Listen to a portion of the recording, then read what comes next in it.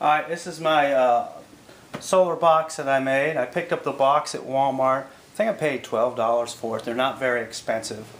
As you can see on the outside, under the handle I added an Anderson power pole, and I added two power connectors here.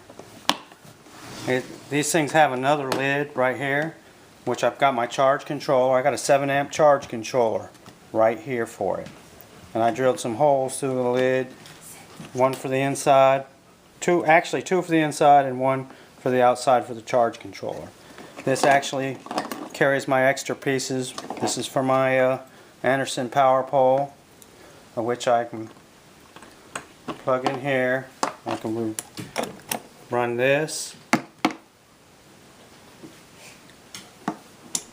or I can plug in here. I have more connectors at the house and stuff. You can charge a cell phone if you want, or any USB device. If you have a computer or a laptop, you can power your computer or laptop off of it.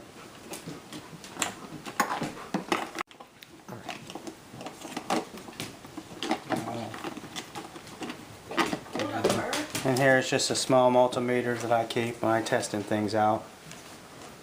And I can test the charge of the battery and everything, make sure it doesn't get down. Here is a small thing to test your gauge. 12.80 volts or greater is 100% charge on the system. 12.360 is 75%. 12.30 is 50%. 12 volts is 25%. And 11.80 is 0. The batteries are dead. Okay, I keep it in here just for a handy little reference point.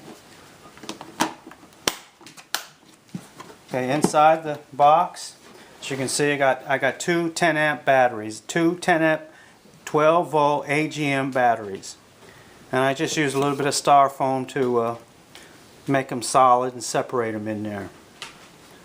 Here you can see my charge controller.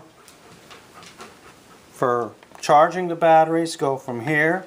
I actually wired them in parallel, if I remember. Parallel is where we're running 12 volts.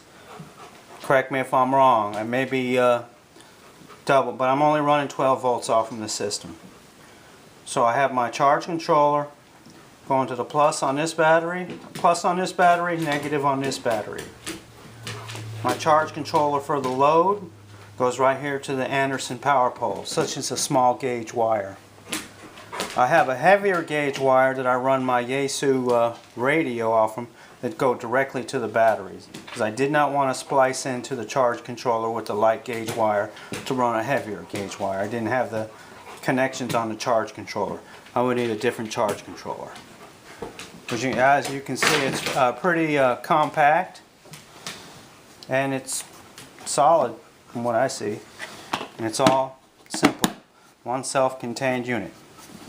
Outside here is where I plug my solar panel in, and which we'll here shortly plug my solar panel in, and I'll show you the process.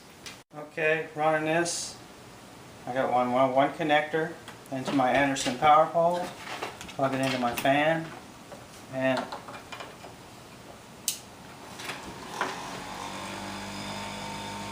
we have a fan, and it'll run all day with the solar panel plugged in.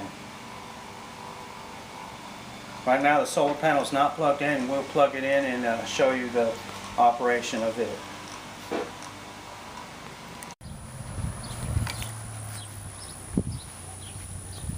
Alright, here's the whole system. Here's the solar briefcase and the solar battery generator.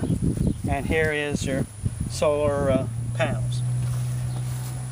Set them up. Just open up your legs like this. Set the panel in the sun. And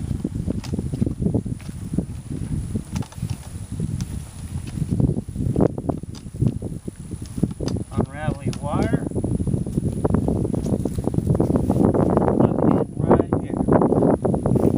Right now it's got on charging, as you can see. I don't know.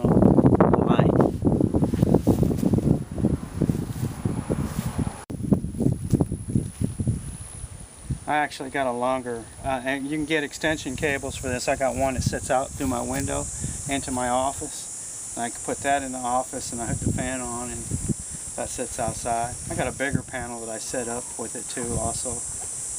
But they all got the same type of plugs.